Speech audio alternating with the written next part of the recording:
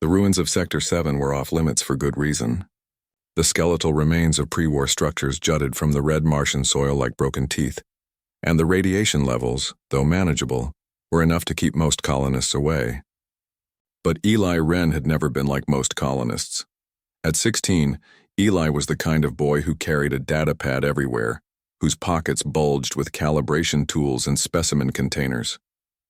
While other teenagers in New Terra Colony spent their evenings at the recreation dome, Eli wandered the forbidden zones, cataloging mineral deposits and atmospheric anomalies.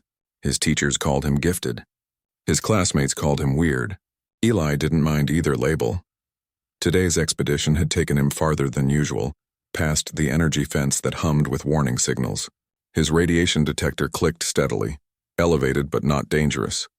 He was scanning a peculiar crystalline formation when he heard it, a sound that didn't belong in the dead silence of the ruins. A whimper. Eli froze, his analytical mind racing through possibilities. Native Martian fauna had been extinct for millions of years. The terraforming animals were all accounted for, which meant another whimper, weaker this time. He followed the sound through a collapsed archway, his boots crunching on ancient concrete. What he found made his breath catch. Huddled in the shadow of a fallen beam was a creature unlike anything in his extensive xenobiology databases. It was roughly the size of a large dog, covered in fur that seemed to shimmer between silver and deep blue depending on the angle of light. Its body structure resembled a wolf, but 6 legs supported its trembling frame and its eyes, 3 of them, arranged in a triangle on its face, glowed with a faint bioluminescence.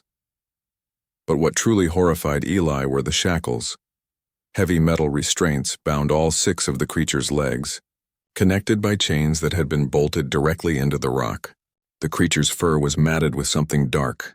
Blood, Eli realized with a surge of anger. Fresh wounds encircled each shackled limb. Who would do this? Eli whispered, kneeling slowly. The creature's 3 eyes fixed on him, and Eli saw something that made his chest tighten. Intelligence.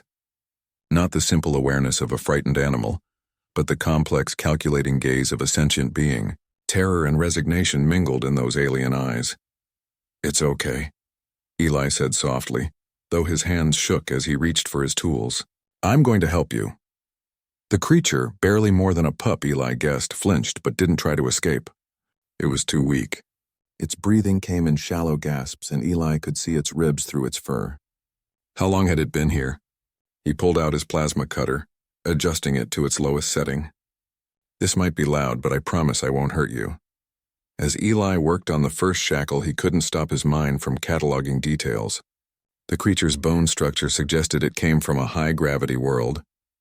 The bioluminescent eyes indicated evolution in low-light conditions. The 6-legged configuration provided superior stability and speed. Whatever species this was, they were built for survival. The first shackle fell away with a clang. The creature shuddered, and Eli noticed something strange. The wound beneath the metal was healing. Not quickly, but visibly.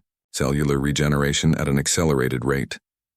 "Fascinating," Eli breathed, moving to the next shackle. As he worked, the creature began to relax, its breathing evening out. By the time Eli cut through the 4th restraint, those 3 glowing eyes watched him with something other than fear. Curiosity, perhaps, or hope. When the final chain fell away, the creature tried to stand but collapsed immediately. Eli caught it instinctively, and the moment his hands touched its fur, everything changed. A presence flooded into his mind, not hostile, but overwhelming. Images cascaded through his consciousness. Vast ships burning in space, cities of crystal and light crumbling, figures in armor herding creatures like this one into cages. And beneath it all, a word that wasn't quite a word. More like a concept branded directly into his neurons. Caranth. Eli gasped, pulling back, but the connection remained.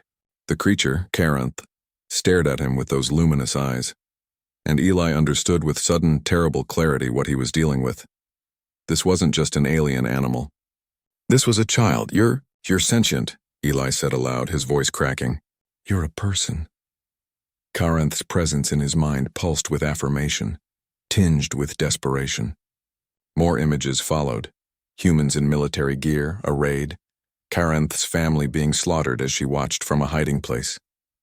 Then capture, interrogation, torture, and finally, being left here to die because she was too young to have the information they wanted. The military did this, Eli whispered, horror and rage warring in his chest. Our military. Earth's colonial forces had been at war with an alien coalition for 3 years, a conflict that had begun over disputed territory in the outer systems. Eli had always accepted the official narrative.